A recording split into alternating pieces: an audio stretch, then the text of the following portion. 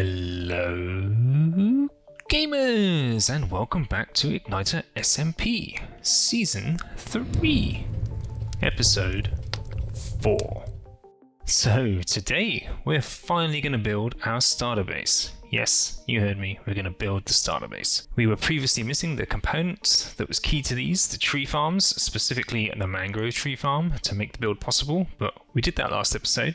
However, all the outputs from that so far have been put into the shop to make sure we have an income to buy the other materials and to re-gear after dying a few times recently. The shop's been doing pretty well, we've been getting a lot of business, and investing in making sure we have it fully stocked was definitely the right move, I think. So, we need to get ourselves in a position where we have all the materials we need, and to do that, we need to invest in the tree empire a little more. We need a few important additions that are going to enable us to flourish and maintain our position as Mr. Trees on the server. Step 1, tree farm fuel. Bone meal specifically, and we need an awful lot of it. So, we're going to build a farm design I've used in the past, a wonderful modular system by Mango that should give us all the bone meal we desire, for now at least, and we're going to put that right under our base, right next to the tree farms. So, without further ado, let's jump straight into building it.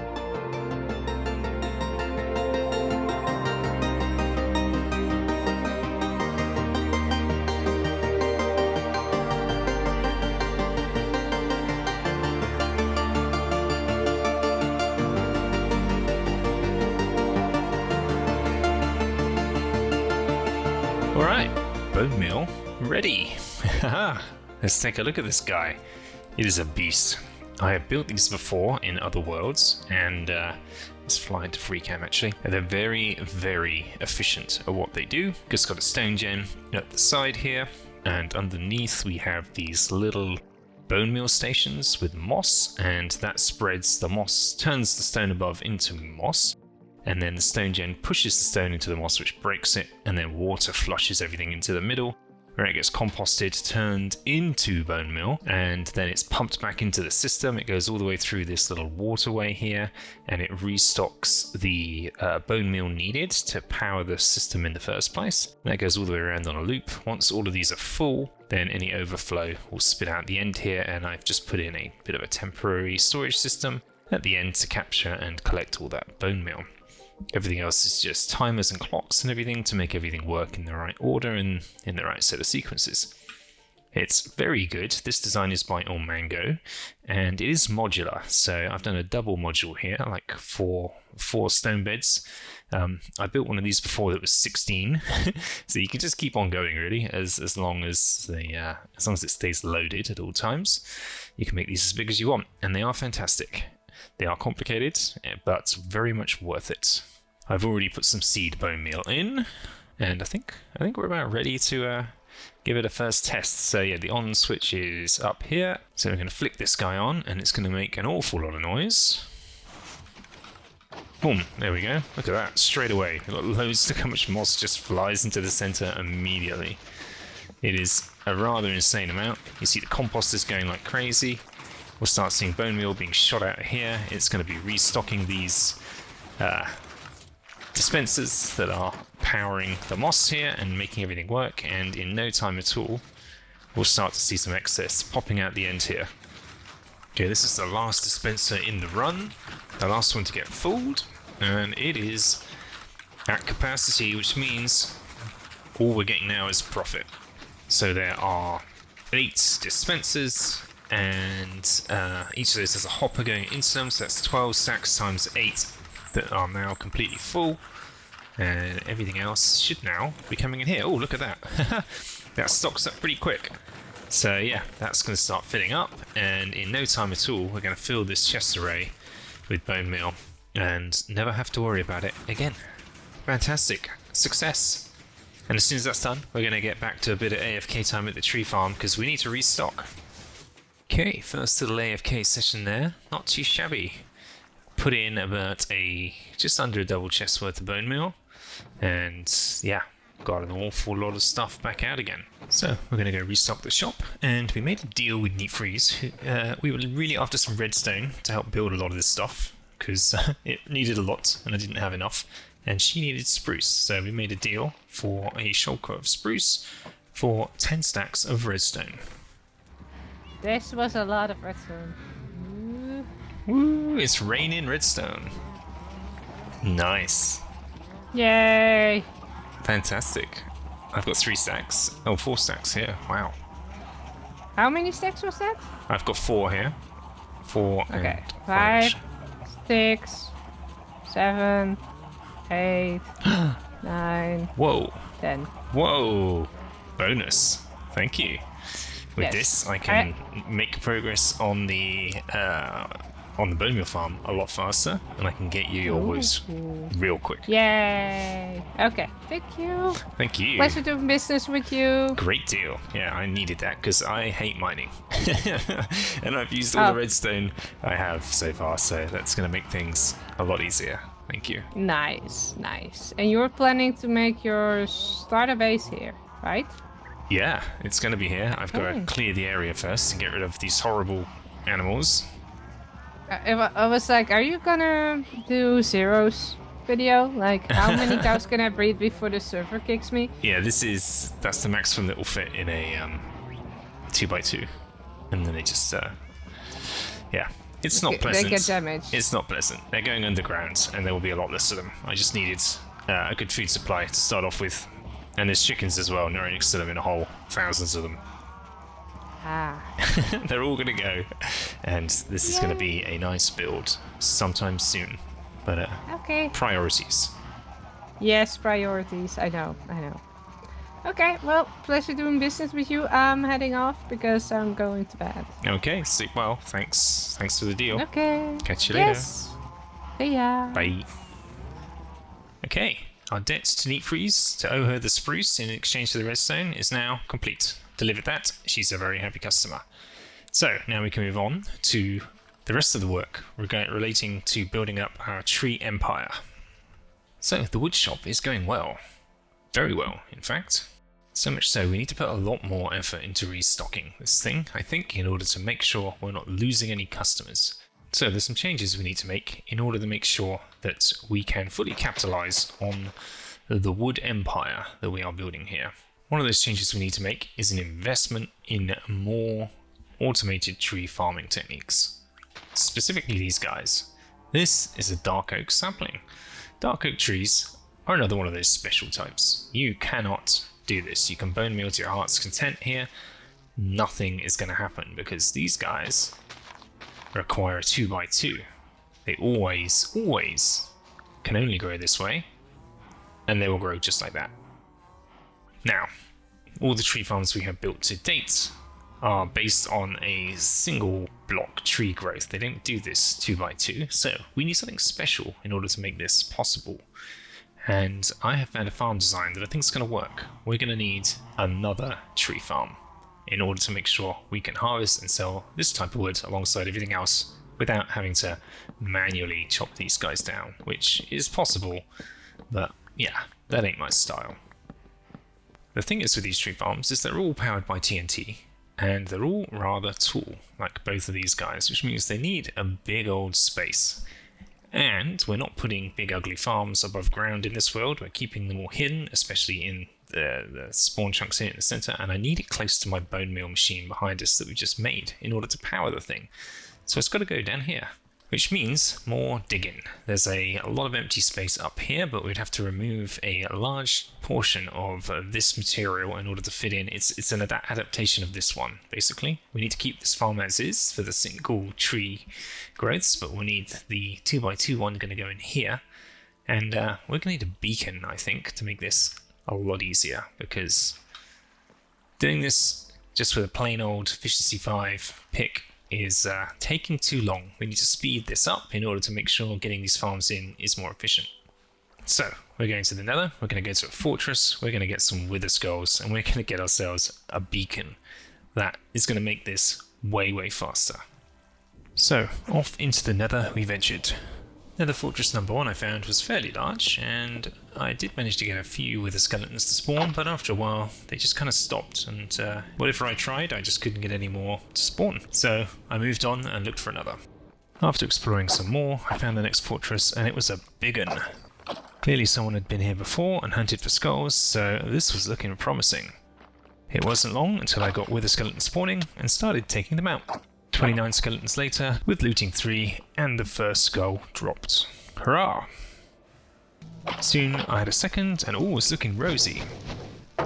I kept battling, but then 3 blaze ganged up on me, and 3 hits later, I was dead. Thankfully, I had the coordinates of where I died, so I was confident I could get my stuff back, and also get those 2 skulls I gathered so far. Dano came in clutch for the save by lending me a backup set of wings. I enchanted these along with some basic gear, grabbed some obsidian, and headed to the overworld equivalent of those coordinates. I set up my portal, and I ended up exactly where I died. Slay! A few items were lost in the blaze fires, but I got most of it back, which was a massive win. I quickly left, returned those wings fully enchanted, with double the rockets back to Dano as a thank you, and headed back to get that 3rd skull. Whilst trying to get skull number 3, I was putting out fires and I accidentally hit a zombified piglin, dooming me to a 2nd death in the fortress. And when I got back, this guy had stolen my elytra, so I had to box him in and take him out, and then not leave that little box until they all de-aggroed. Finally, I get the 3rd skull after 107 wither skeletons have been taken out. I head to the end portal, prep the area, fill it with chickens for roses, take the wither down, and I get my first nether star. The beacon is made, and whew, that was quite a mission. I'm glad that's over. So, now we've got a beacon, we can get back to digging. Let's stick ourselves in the next tree farm.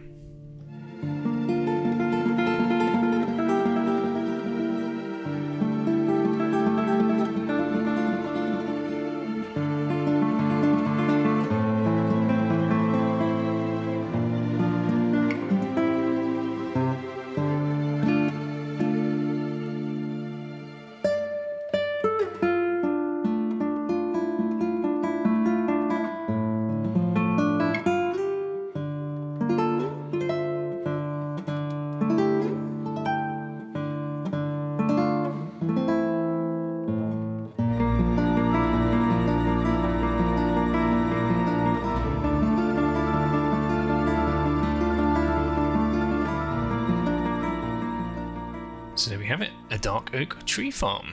So how does this guy work?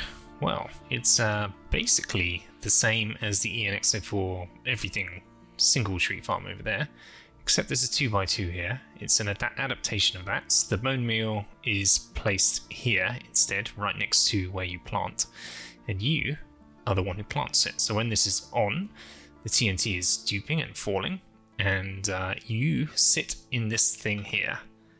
It's actually quite difficult to do, so I've figured out a way to get in here by doing this with your elytra. I've put in an additional extended on switch here, which flicks the switch over here to turn the whole thing on from here, because it's impossible to get in once it starts going, and it flicks you side to side. So I'll just be moving side to side here on a piston, pulling the composter back and forward.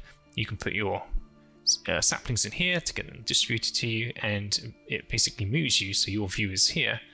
And you're planting, aiming at the back one, and then plant as it goes across the 2. Going back and forward as it's being constantly bone mealed and then blown up right in front of you. That's it really. It works okay.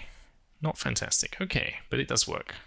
And while I was at it, I put in this guy, as we saw from the time-lapse. This is something I forgot to do before. This is a propagule farm. So it's you require 4 bone meal on a mangrove leaf to make a propagule, which is what this kind of does. Firing really quick like that, and then the piston breaks the propagule, collects it in the minecart, which goes in the hoppers underneath. Relatively straightforward, another real mango classic, and this gives us all the propagules that we'll need that we can then use in our mangrove farm over here. Didn't have that before, so that's going to enable us to make as much mangrove as we want. And that's important because, as I mentioned before, we need an awful lot of mangrove for our build of our starter base. And that's next. That's the plan anyway. But before we do, we've got to go prep the area upstairs because, yeah, as you saw from what's above ground, it's a bit of a mess. We've got a lot of things to clean up. specifically, we got to get rid of this horrible old chest monster, so we'll put a storage system underground, which will be in the basement of our build once it's complete, where we're going to have our main storage system. So all of this has got to be moved. Then these horrific animal farms, they got to go. So I do need a continuing source of food, namely the beef, and I will move some of these guys downstairs. Not all of them will make it, but they're going to have a new home. The chickens in here, yes, they're not gonna be sticking around either. So, step one, I am going to build a sub basement, and in that sub basement, we're going to have a system for the cow breeds and the beef production that's going to help us sustain ourselves. Then we'll have a nice clear area here to start the build.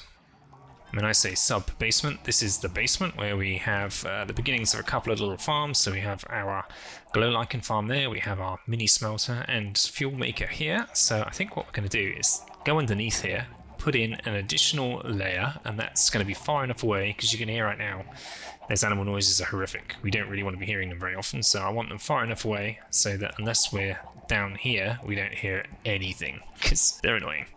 So let's jump into another time lapse and put in a sub basement.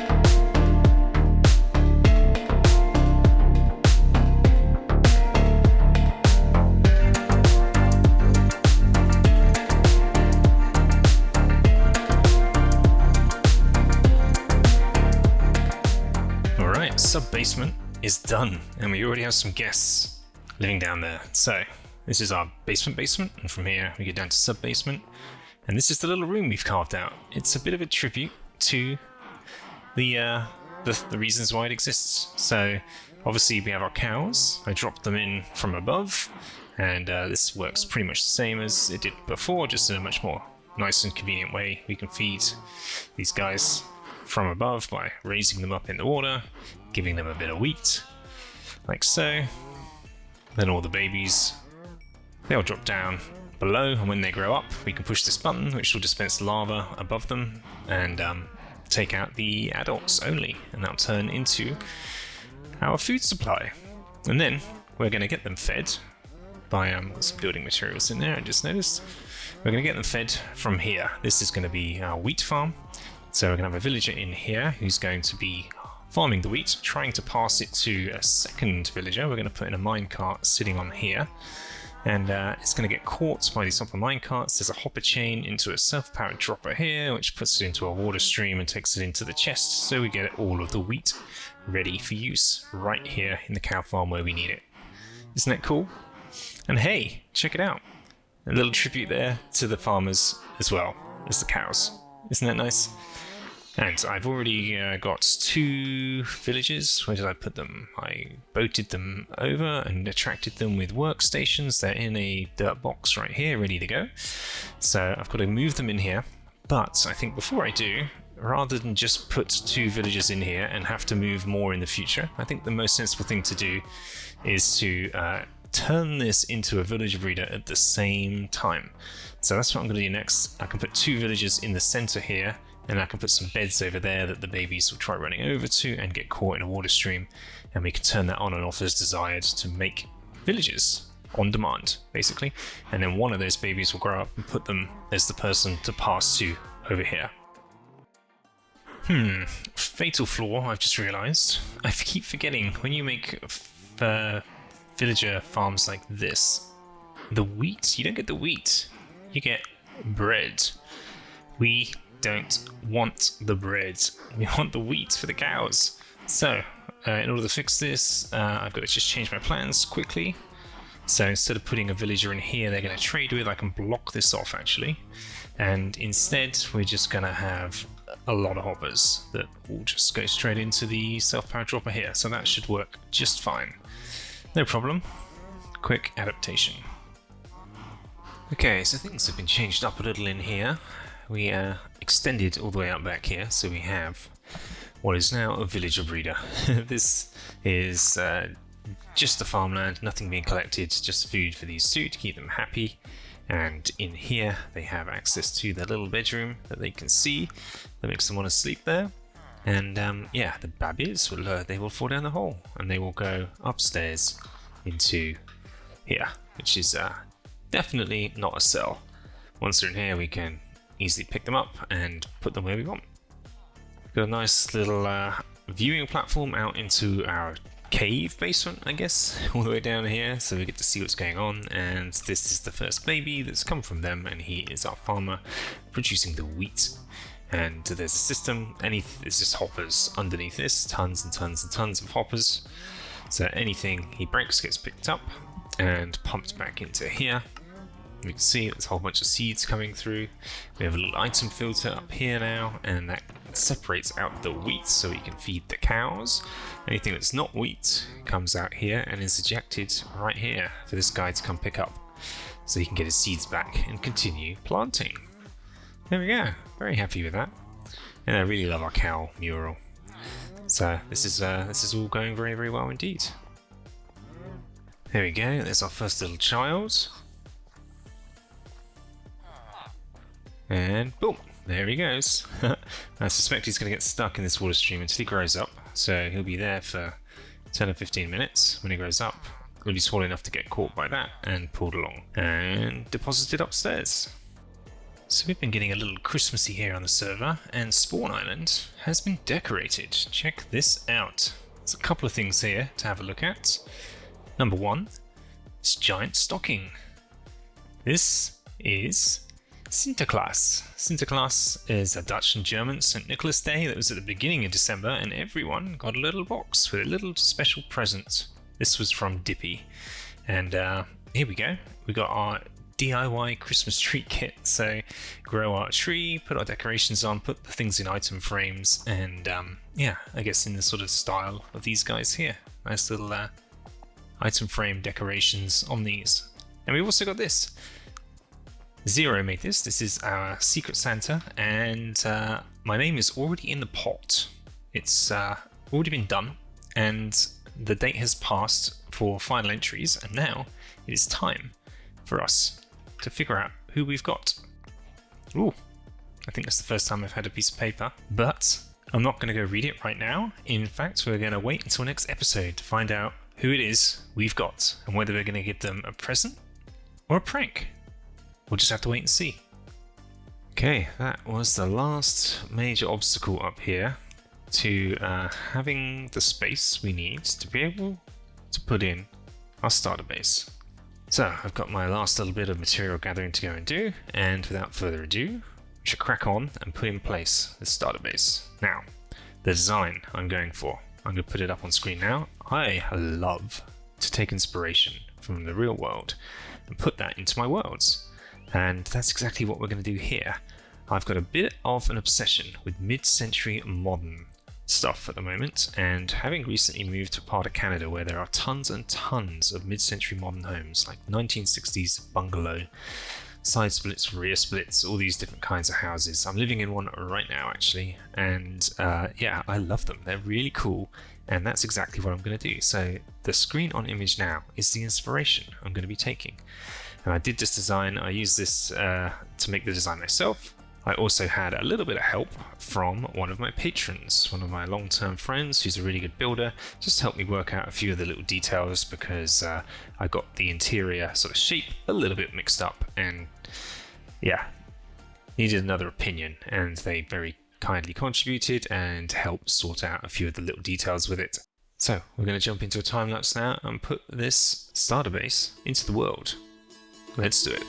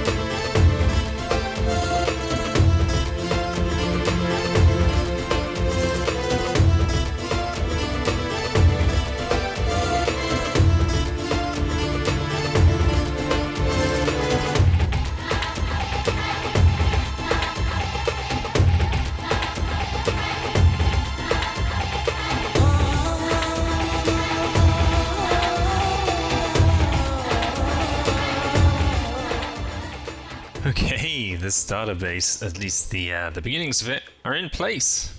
At last. I'm so happy this is done. My goodness, gathering the materials for this was a real slog. Spoilers behind me there, don't pay attention to what's going on.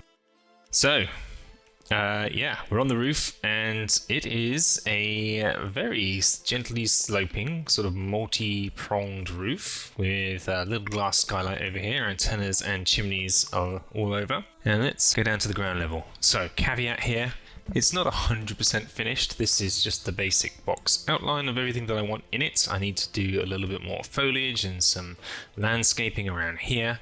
And let's have a little fly around quickly. Yeah, I want to do something around this area. I want to put a little veggie patch out the back here and do a little bit more sort of terraforming and stuff to make it feel like it fits in. But yeah, the basic fundamental structure and the material types I wanted to use are all in place. Our little ally's got a new home attached to the front door post. He seems to be quite keen on getting up on the roof. Everything is spawn proofed everywhere, including the roof, which is why we've got a few bits of glow lichen up there. Oh my goodness, look, I missed a block. We'll sort that out. But it will be spawn proof entirely, so we'll get that sorted. And yeah, let's just have a little walk around. So the front door is right here. We've got a little balcony and a terrace at the side here. Around this side here we got the chimney breast, trying to go with a bit of introduce a little bit of wonk into the whole thing. I always like putting lots of sort of balconies and big windows in builds because I hate going inside and feeling sort of constrained. So I put tons of windows in this thing. This is where the sort of rear split goes on. So it looks like a bungalow from the front, but it's a rear split with 2 stories popping out the back there. Back door that's going to come out to what will be a garden right here. Little balcony veranda thing going on. A bit more foliage and overhang. Yeah. So let's hop on back through to the front door. Okay, so upon entering, we go into the lobby. This is going to be a kitchen in here. Still needs a few little details. Over here's my enchanting setup.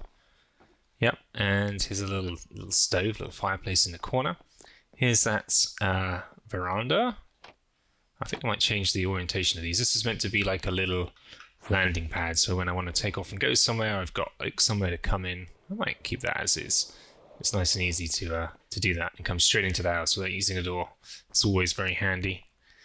This is the bedroom area. I'm thinking of introducing a bit of a division here, not a solid wall, but something different.